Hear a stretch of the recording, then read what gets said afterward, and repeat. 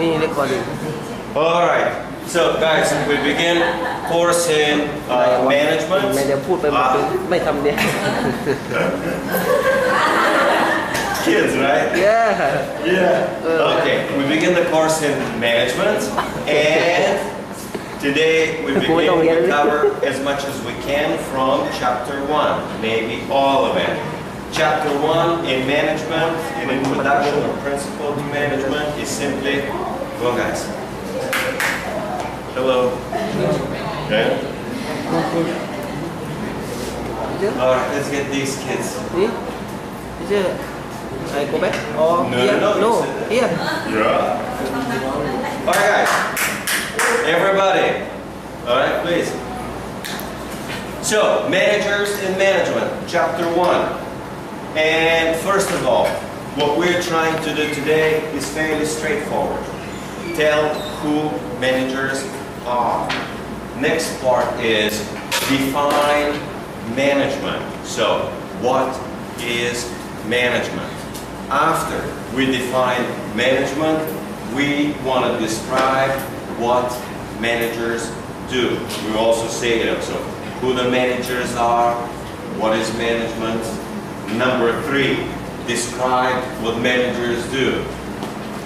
The next important part for today is explain why it is important to study management. And the last piece is some of the factors that are changing management. Last time I explained that one of the major factors is globalization. Globalization is very important. All right, we begin with part 1. If you guys should buy the textbook is this little thing, Fundamentals of Management by Stephen Robbins, okay? And you should buy the textbook so you can actually follow from the textbook too.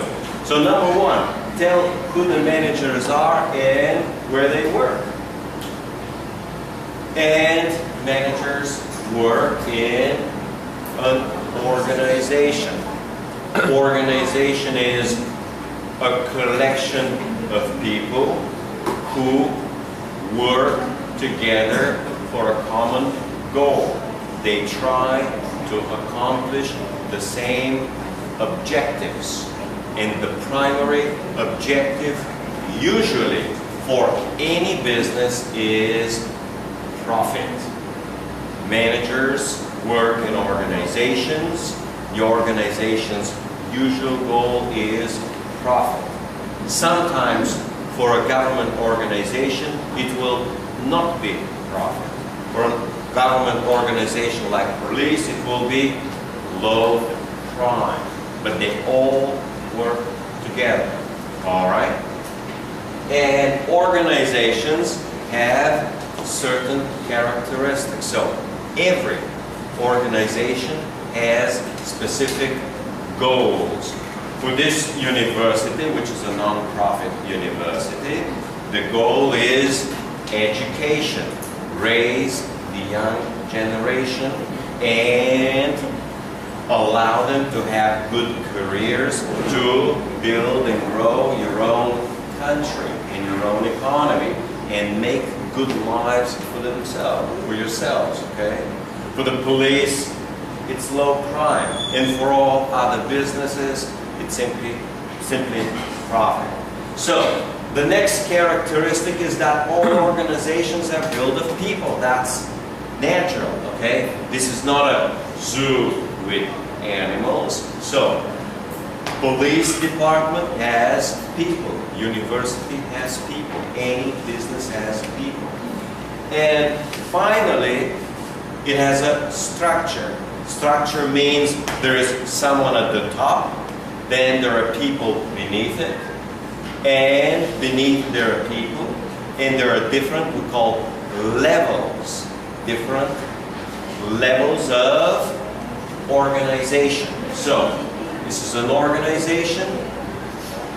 Hello girls, class begin, okay? Next time you're going to be out, okay? So, Organizations have structure, and it's called level of structure. And as it's coming in a minute, you're going to have a top level of structure, middle level of structure, and lower level of structure. All right, this is a simple picture for kids. And the picture is, you see the goals, okay? You have certain goals, you have certain people, and this is what a structure looks like. Of course, let me show you here. Here, you're going to have maybe 3 more. Here, you're going to have 3 more. Here, you're going to have 5 more, okay? And the structure is like a tree, okay? For a big organization, it may have 6 or 7 levels of structure. In other words, they're going to be mini boss, they're going to be bigger boss, they're going to be mega boss, and they're going to be the top boss, okay? I mean, you're going to have a lot of level of management. All right, so every organization has 2 types of employees. The first one is non-managerial, and here it is, non-managerial. Non-managerial employees are not responsible for anybody else. They are responsible for their own work. Yesterday I gave you as an example that I am a non-managerial employee. This means I'm at the lower level in academia. I'm not responsible for any other professor. I'm responsible only for my own work, okay? So I'm not a manager. Managing basically means you run other people. And that's the characteristic of management. These are individuals or people who direct the activities or the work of others. Who direct the work of others. So if somebody is responsible for other people, he is a manager. If he is not responsible, he is not a manager. And that's the basic difference. Are responsible for other people or not responsible? Me, as a faculty, as a professor, I'm not responsible for other people's work. Now, I am responsible for you, okay? But you're not working here. You are customers here, okay? And remember what the primary characteristic of a customer is? The primary characteristic of a customer is someone who's paying for a good or for service. So you're paying tuition, and you expect for that tuition to get in this case, service. And the service is education. And we're, as you see, using a lot of technology, camera, PowerPoint, computers. You've all got iPads to improve the productivity of my work as a teacher, was a job, and for you as... Now, this technology is no different than you using a motorcycle to go from here to there. It takes 2 minutes with a motorcycle instead of 10-minute walk. Next one. Next one is management levels. So, management has a structure. And structure has level. And this is just one example. Example of top managers. And top managers represent the top level. Then you have middle management. Middle management is the middle layer or the middle level. And then you have the bottom managers. And bottom managers are called first line manager. First line manager is a manager who works only with non-managerial employees, who is actually responsible non-managerial employees. Now, in major corporations in the United States, you may have 6 or 7 or 8 levels. 6, 7, or 8 levels because the organization is big. The organization may have 100,000 people. And in a 100,000 people organization, it will have 7, 8, or 9 levels of management. When I worked in the year of 2000 to 2003 in a big American corporation, it was SBC Communications, I had a tiny little boss. My tiny boss had a little bigger boss. This is within the sales department. I was in sales operations. So my little boss had a little bigger boss. And then we had the big manager of sales and sales operation. Well, he had a manager of the software division. And the manager of the software division had the manager of the whole corporation. So you have 5 levels of employees or 4 levels of management built on top of each other. Okay? We call this structure. Okay, so what do managers do? What's their job? Okay? And it depends on their position. So for, we say, the top management, which we call big boss, will have very, very, very different responsibilities than the little manager. For example, the president of the university, well, completely different job than here the department chair. The president of the university will think, should we buy more land for the university? Should we build a brand new department? Should we build a brand new building? In other words, he will be focused on the big picture. He will be focused on what we'll discuss in chapter 4, the strategy. Okay? Strategy is about the most important things related to the corporation. Okay? This is the same as the direction of, in our case, the university. For example, when I was working in another country, the president of the university said, oh, we want to have an English-speaking program. And employees, meaning other university professors and management, didn't care. But the big boss said, it's important for us. We're an Asian economy, we're an advanced, developed economy, we have to have an English program. The English program is important for us. And whether middle management or low management like it or don't like it, he's the boss, he decides, he tells them if somebody doesn't like it, you can go out, okay, find another job at another university. What about middle management? Middle management is usually coordination. Middle management is trying to communicate with top management and at the same time with low-level management. So what they do is coordinate activities between the top management and the low-level management, and they say manage the activities of other lower management. But this is not exact. It's not just managing the lower. It's coordinating between the top and the bottom.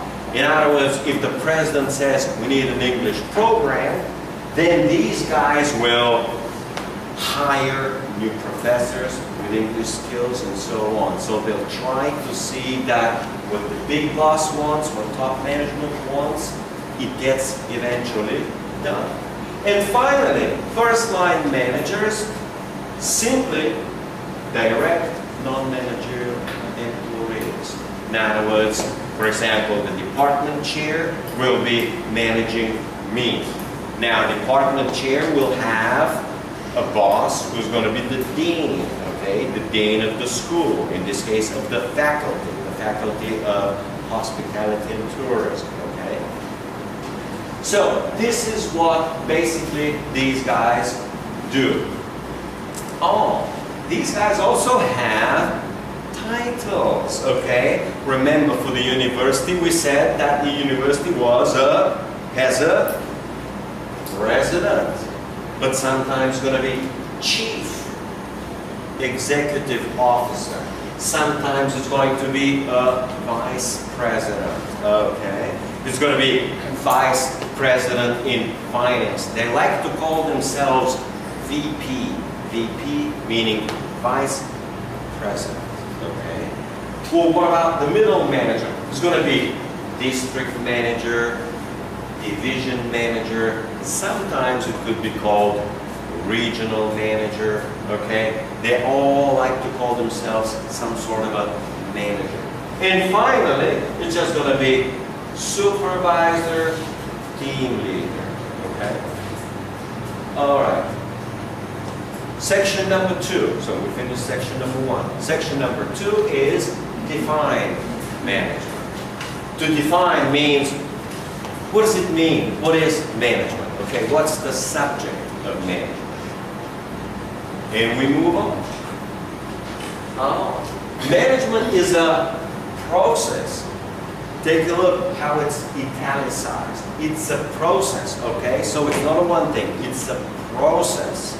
So it's a number of different steps of getting things done effectively and efficiently. So you gotta do it effectively, you gotta do it efficiently, and I will be explaining now what is effectiveness and what is efficient. There's a big difference between these two. In English, they sound the same. They're very different. To be effective means to accomplish the goal, achieve the goal, mean doing the right things, okay? So you want to get the job done, getting the job done. That's what effective means. It means getting the job done, accomplishing the task. For effectiveness, my job is to teach you elementary management or principles of management. My job is to teach you and for you to learn and understand basic management. But I also have another goal, another objective. And the other objective is to teach you to communicate in English easily. And part of the exams will be open questions where you actually have to write sentences in English. Sentences have to be fairly good and of substance, okay? So I actually have 2 jobs. One is teach you general English and the language skills where you can also communicate and write in English. And the other one is management. So that's effectiveness.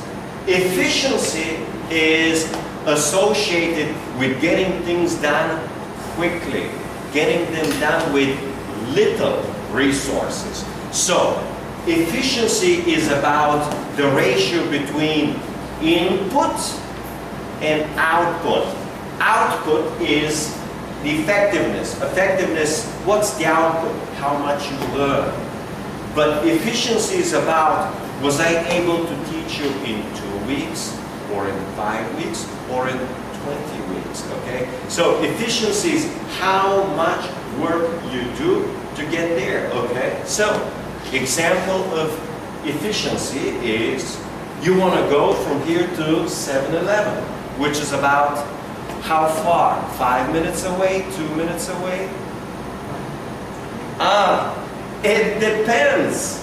It is 2 minutes away if you go with a motorbike, okay? But if you walk, it's 5 or 8 minutes, okay? So the goal is you get to 7-Eleven and buy yourself lunch, okay? But it is less efficient to walk because it takes 7 minutes.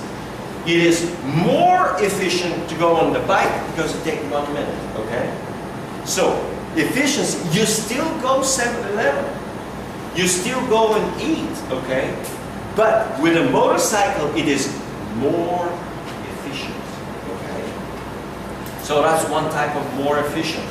Another type of more efficient is what we sometimes do with PowerPoint. Today, you do not need to print PowerPoint. Why? Because you already have it in electronic form, okay? You already have it on your LMS system. The LMS system is actually known as Moodle originally. You can download. In other words, electronic form is more efficient than the paper form, okay? Paper takes paper, right? Electronic takes only electricity. All right.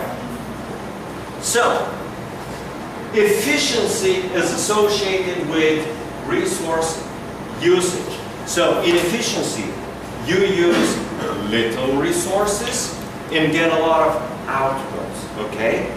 In our case, the resource of going to 7-Eleven was time. More efficient means you take 1 minute with a motor, 1 minute with a motorcycle. It takes 7 minutes walking, okay? Well, if you want to be more effective, it's going to take more resources. So, if we want to teach everyone excellent English here or excellent management, it's going to take more time, more exams, more resources. So, we say there is a trade-off between efficiency and effectiveness. If you want to be very efficient, usually you're not very effective. Okay, if you want to be very, very effective, you're not usually efficient. So, if you want to achieve a lot of goals, big goals, you need a lot of resources, and it makes it inefficient, okay? And the opposite is true. And that's why you have these here, you know, resource usage goes down, and respectively goal attainment. All right, yeah, when they say resource usage or efficiency, efficiency is associated with waste. Here's another good example of efficiency. Efficiency is about education. Now, we are having here, let's say, 45 students, but the whole class is 55 students. So, for example, maybe 10 students are not attending class, okay? One way to achieve the education for all 55 is we have a separate class for 2 hours, okay, and teach those 10 people, okay. So that's one way to do it. But there's another way, and the other way is called a camera. We record it on a camera, we put it on YouTube, and then they can watch it later at their own time. This makes it more efficient. Camera is same as motorcycle. It saves time, okay? Someone could be sick, someone can have other problems. They can use the camera for better efficiency. Okay. So, number 3, section number 3. What do managers do? What is it they do? All right. We got different views. We got different philosophies. So you have a different, it's called approaches.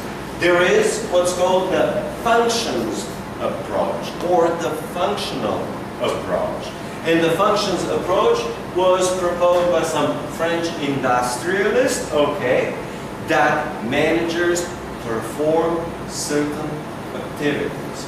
So, according to the functions approach, it depends on which are the activities that managers do. And these are 4, which we'll see now in a minute, which you'll remember, which is, as I mentioned to you yesterday, something like a question on the quiz. The question on the quiz is, which are the major functions in the functions approach, okay? And here is the answer. The answer is the 4 major or the 4 primary management functions are planning, organizing, leading, and controlling. These are the 4 primary functions. Our whole textbook, and our course is organized according to the functions approach. Now, if you by chance happen to open the syllabus, or you happen to open the textbook, you will see that section 1, you can try to zoom in here, yeah? Section 1 is the introduction, and section 2 is planning. Section 3 is, does it work? Organizing. Section 4 is leading, and section 5 is controlling, right? Camera is more interesting, right? Yeah. Okay, you got it back? Yeah. All right. Now you can zoom out, right? Good. So, what we're doing is we organize this whole course, the subject, the way we study. All right, please. Let's maybe, is this, where's this air conditioning lower a little bit? Okay. All right, so we organize the whole course entirely based on the 4 primary functions, the 4 major functions. And over the next 10 or 11 weeks, we're going to spend maybe 2 weeks here, okay, or 3 weeks here, maybe 2 or 3 weeks here, 2 or 3 weeks here, and 2 weeks here. And remember, we got about 2 weeks of introduction. In introduction, we got 3 chapters to cover, okay? So, probably for the introduction, we spend about 2 weeks, and for each of these, we spend about 2 weeks, okay? And we're going to have some exams and other things, right? So, planning. What is planning? And planning is you want to find out what's the goal, what's the purpose, what's the objective. But you want to be a little bit more specific. You can't just say, educate kids. Well, you want to say something like, we want to educate 3,000 children and give them or graduate them with a bachelor's degree, okay? That's more specific goal. Then you also say, we also want to have 500 master's students. And now I understand a major goal. Hello, I'm still here. If you have questions, you ask me later or ask me, okay? I mean, I'm your main consultant here, okay? And the university has a new goal or a new purpose of opening and developing and growing a PhD program, a doctoral program, okay? So they want to say, we want to have a PhD in 5 majors, in 5 major fields. So every organization will have a specific purpose. And the purpose here, as I said, is education, okay? The purpose for a typical hotel is profit. But you want to say, we want to make a 1 million profit or 2 million profit, okay? Sometimes part of the planning is we're going to open a new campus. Now, you got to understand this university here has 5 different branches. And the very president of the university will say, oh, our major goal is to open campus number 6, okay? And campus number 6 is part of the strategy of the big picture, okay? Next, number 2 is organizing, okay? Well, in this university, the organization first is done in 5 different campuses, 5 different locations, okay? Here in Phuket, right? You have how many faculties? We got a faculty of international studies, right? You got a faculty of hospitality and tourism. You're all students of, right? You got a faculty of engineering, and maybe 2 or 3 more faculties, okay? So, you got a total of, in this university structure is the same as organization. So, an organization means some structure. So, the structure here is into faculties. values, okay? So that's what the organization. Oh, and there it is. See the key word in organizing? The key word is structuring, okay? So organization has arrangement into different structure. The structure here is called in this university faculty. In a corporation, the structure may be called division, okay? So a structure will have a specific name, okay? In a typical university, the main structure is called the school, the business school, the law school, medical school.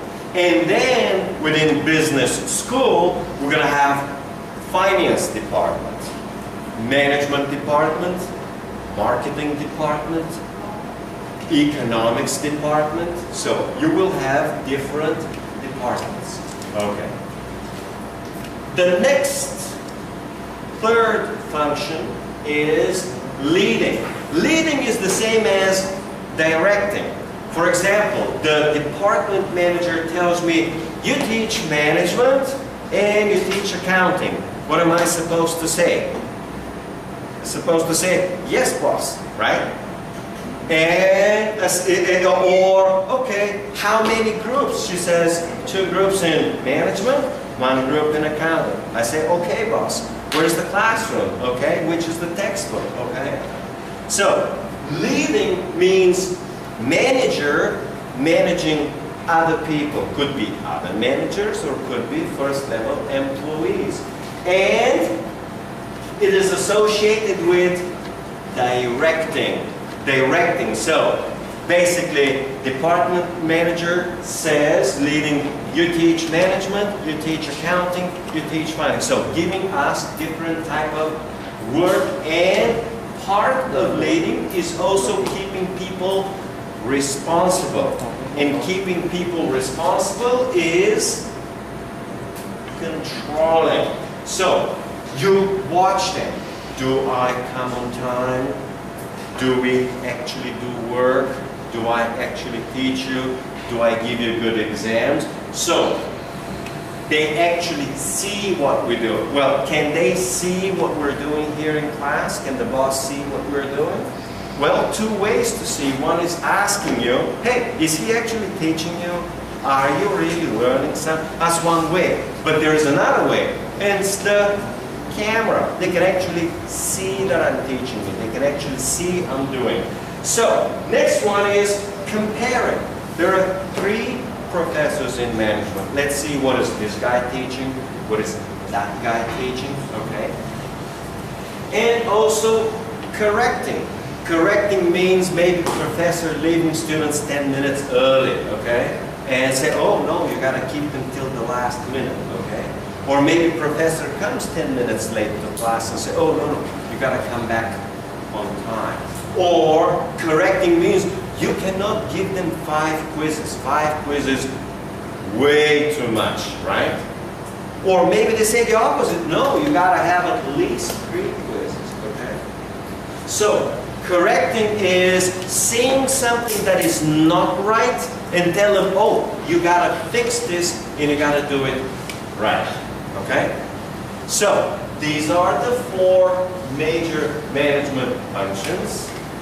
They will be most likely on the first quiz, okay? And you have to explain a little bit about one or some of them.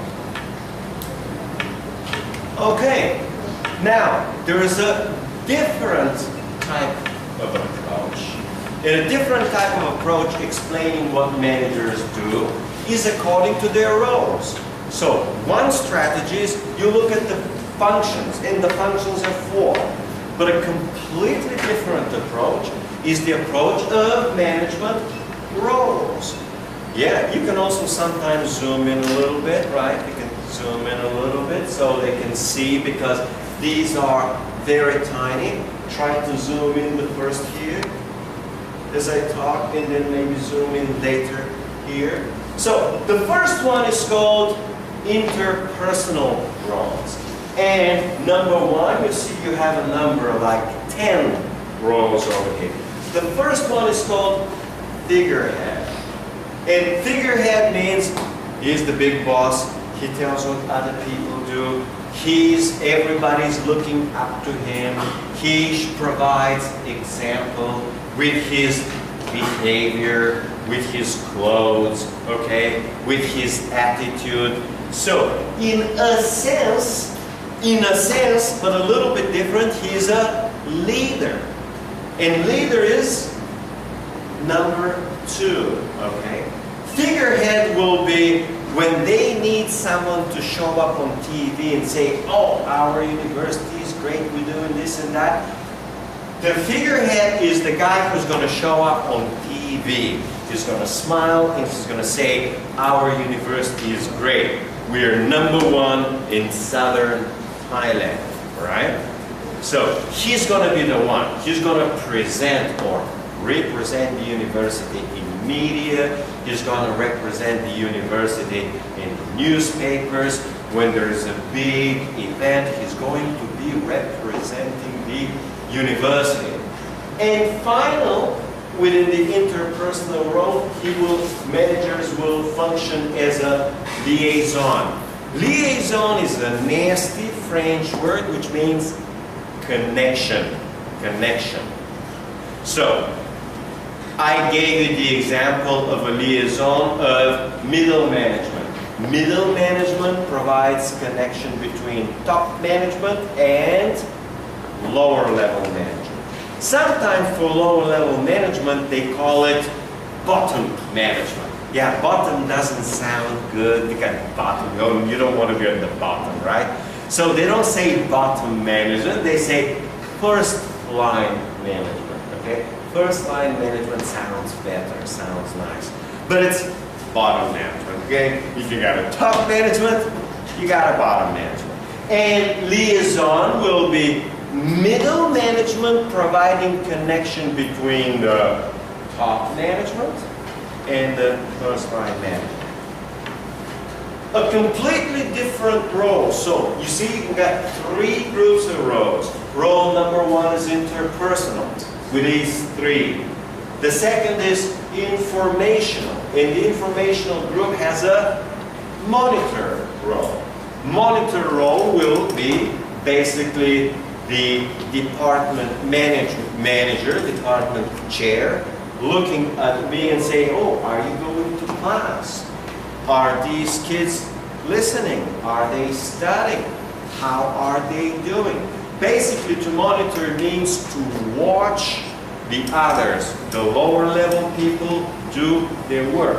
We just watch them and see if everything is okay. Part of monitoring is to see if things get done, if work gets done. And if it doesn't, we said later on there is correction, okay, control. After monitoring there is dissemination. Dissemination is dissemination of information. Dissemination means to give news, to spread the news. So I get from my boss every couple of days news. Well, you got to do this, this, and this. You got to give them so many exams. You got to do this. You got to do that. You cannot do this. You cannot do that. Or there will be a holiday on whichever day, okay?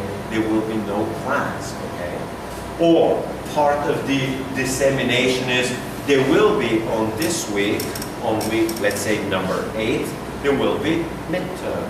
And on the midterm, your exam will be with this group of management on whichever date, okay, an hour. So they tell us certain things that are happening as part of the organization, okay?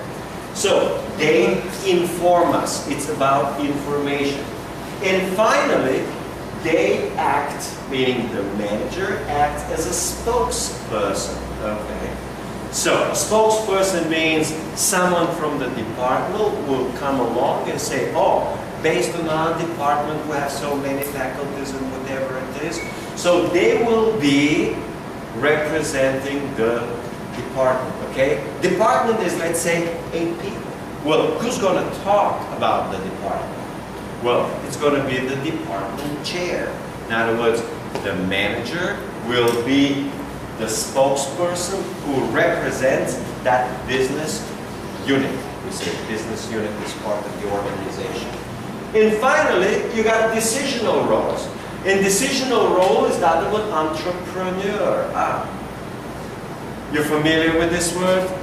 Entrepreneur means someone who tries to do new things, and those new things to accomplish maybe new goals, or to do something different, or to do something differently and better. Now I'm acting as an entrepreneur by introducing a camera to the class, okay? Have you had other professors who use camera and record everything? No, well, sometimes managers will act as entrepreneurs. Well, they say, hey, we can develop this new product. Or the department chair will say, oh, we can have a brand new course in, I don't know, Italian cooking, or Mexican kitchen, or Mexican, we say cuisine, right? Or, you know, they can have some idea about introducing a new product, or a new service, or a new way of doing it. The next one is actually very important. Disturbance handler. This is the same as problem. If there is a problem, it's the manager's job to fix it. For example, if there is a problem in class, okay, or you're not happy about something, you go to the manager and say, oh, I'm not happy for this professor. He's not teaching us. Or he's bad to us, okay? He's the Mr. Bad Guy, right? So, basically, the major function of a manager is to coordinate, and if there are problems, to fix problems. These problems they like to call disturbances.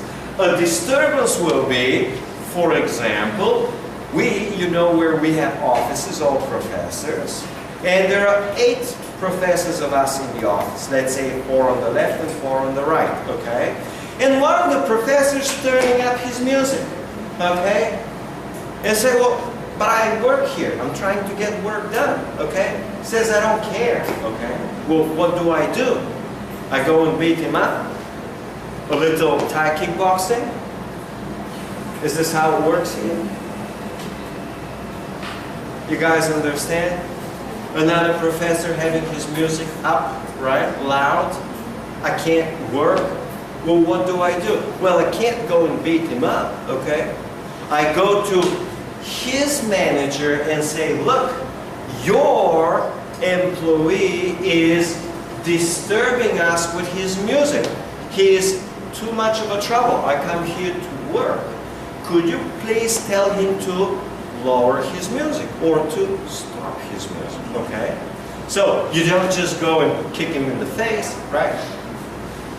Okay, the next important piece is resource allocator. Resource allocator, manager will decide, you get 30,000, you get 50,000, you get 70,000, you get 100,000. That's one way to allocate the resources. Another way to allocate the resources, you have management. You're going to teach in 4504, whatever the classroom is. They're going to tell us, you teach in this classroom, you teach in that classroom. So that's a resource. Another type of a resource allocation is time. You say, you teach 8:30 in the morning till 10:30 in the morning, okay? That's another type of a resource.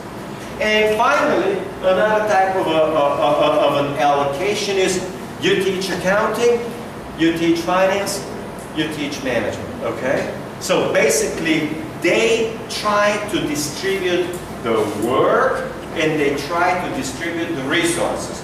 Part of a resource allocation is, my manager comes when I arrive 3 weeks ago and says, this is your office and this is your key, okay? So office is a resource for us, okay? And the last, number 10, is negotiator. Negotiator is, I like to teach finance and he likes to teach finance and we're in an argument, okay? Well, this is where the manager comes and says, okay, if you want to teach this, you got to give him that, or, you know, whatever the problem is. For example, you got, let's say, 7-Eleven. 7-Eleven works 24 hours, okay? And there's a night shift, and there's a day shift. And the two employees arguing, one says, oh, I want to work in the day, the other one says, I also want to work in the day, okay? So, if there is a problem, they say, okay, you work this week during the day, and you work next week during the day. So, they try to negotiate. They say, whoa, but 1 week not enough, okay? And they say, okay, in June, you work during the day, in July, you work during the night, okay? So, they try to work with different employees and try to negotiate if there are problems. So, these are the primary roles that managers have. You guys want a little break? Like a 5-10 minute break? Yeah. Okay, let's see. There's a question there and we take a break.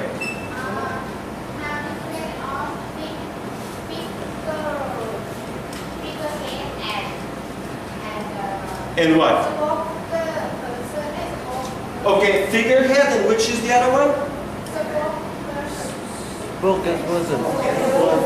Spokesperson. Oh, they're unfortunately they're very similar. Spokesperson is someone who represents the ideas of the department or the business school, and he speaks for the department.